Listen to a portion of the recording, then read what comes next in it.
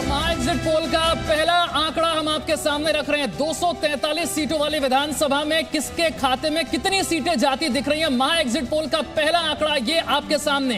ABP news सी voter के सर्वे में NDA को 104 से 128 सीट, 104 से 128 और आरजेडी प्लस को यानी महागठबंधन को 108 से 131 सीटें मिलती नजर आ रही हैं। लोक जनशक्ति पार्टी एलजेपी 1 से 3 सीट। एबीपी न्यूज सी वोटर के सर्वे में यह स्थिति उभर कर आ रही है। 243 सीटें और एनडीए के खाते में कितना, महागठबंधन के खाते में कितना, यह पहला आंकड़ा। एनडीए 104 से 128 यानी कि बीजेपी और जेडीयू 104 से 128 और महागठबंधन आरजेडी कांग्रेस 108 से 131। मतलब तेजस्वी यादव और कांग्रेस, ये जो महागठबंधन है 108 से 131 और एनडीए यानी कि नीतीश प्लस बीजेपी वहां जो है वो 104 से 128। केसी त्यागी जी अगर आप मौजूद हैं सर, ये तो बहुत मामला फंस रहा है। केसी त्यागी जी मामला फंस रहा है। ये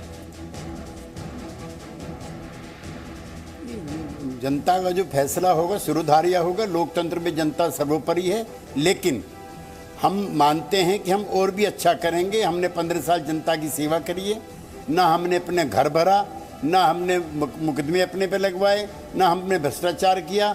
लिहाजा बिहार की जनता नीतीश कुमार के नेतृत्व में एक बार हमें फिर अधिकार देगी। एक सवाल, आपको लगता है कि अगर ये 100 के ऊपर या 108, 110 या 100 के ऊपर अगर तेजस्वी की पार्टी रहती है तो हम ये कह सकेंगे कि क्या तेजस्वी को अंडर एस्टिमेट किया गया बहुत ज्यादा? 2 महीने पहले तक तो एक तरफा था मैच। देखिए, ऐसा है कि एक तो वहाँ का जो सोशल समीकरण है अभी भी जस का तस है।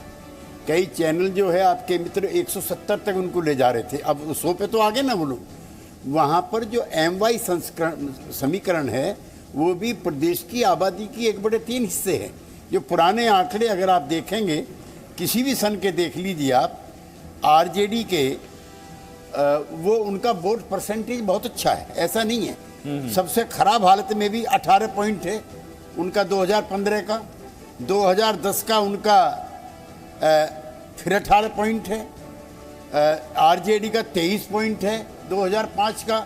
तो एक बड़ा इलेक्ट्रेट जो है वहाँ का बिहार का, वो उनके साथ रहा है समय समय पर। तो आरजेडी को रिटर्न ऑफ हो गई है। 15 साल तक उन्होंने राज किया इसी समीकरण को लेकर के।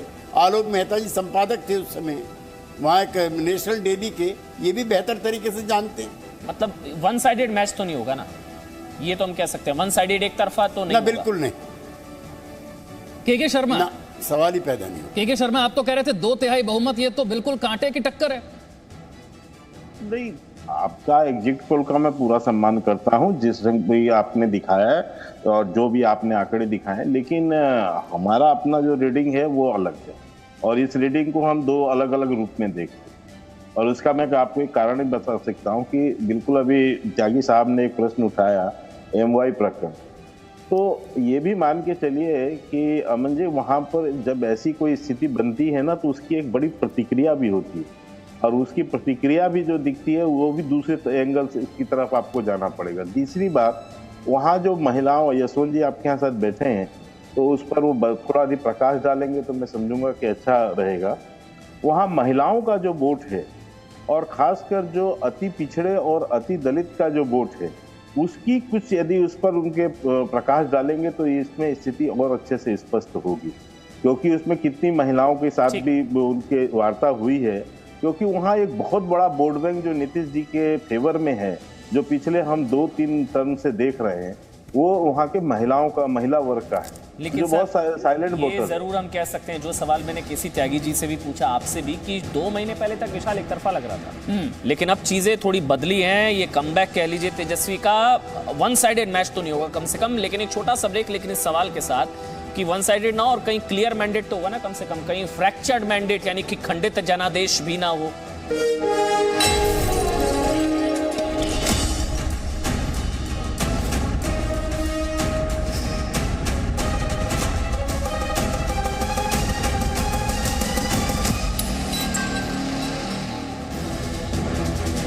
Presenting B News app, available on Google Play and App Store. Download it now.